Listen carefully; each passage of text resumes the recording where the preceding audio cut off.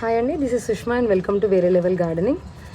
Last time నేను ఒక వీడియోస్లో చెప్పాను, లైక్ ఏదైనా కూడా మనం ప్లాన్ చేసే ముందు సాయిల్ అనేది ఎలా ప్రిపేర్ చేసుకోవాలనేసి.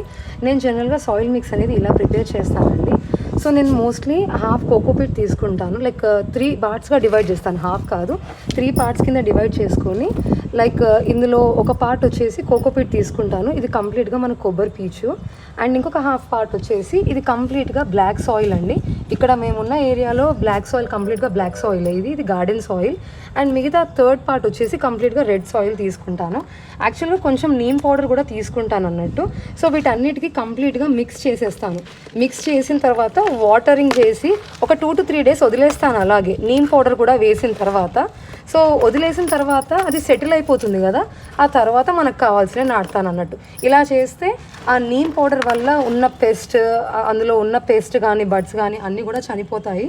అండ్ మనకి సాయిల్ అనేది చాలా ఫర్టైల్గా ఉంటుంది అన్నట్టు. అండ్ ఇలా ఈ 3 మిక్స్ చేసినప్పుడు ఏమవుతుందంటే దానికి ప్రాపర్ న్యూట్రిషన్స్ కూడా అందుతాయి.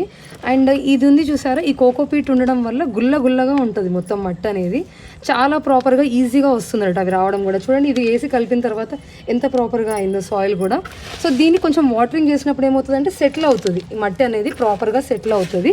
సెటిల్ అయిన తర్వాత అప్పుడు మనం కావాల్సినవి నాటుకోవాలి. ఇప్పుడు ఇవన్నీ చూడండి ఇలా డ్రై అయిపోయి ఇట్లా ఉన్నాయి కదా, ఇవన్నీ కూడా ప్రాపర్గా అవుతాయి అన్నట్టు. ఓకేనా? థ్యాంక్ యూ అండి, థ్యాంక్ యూ ఫర్ వాచింగ్.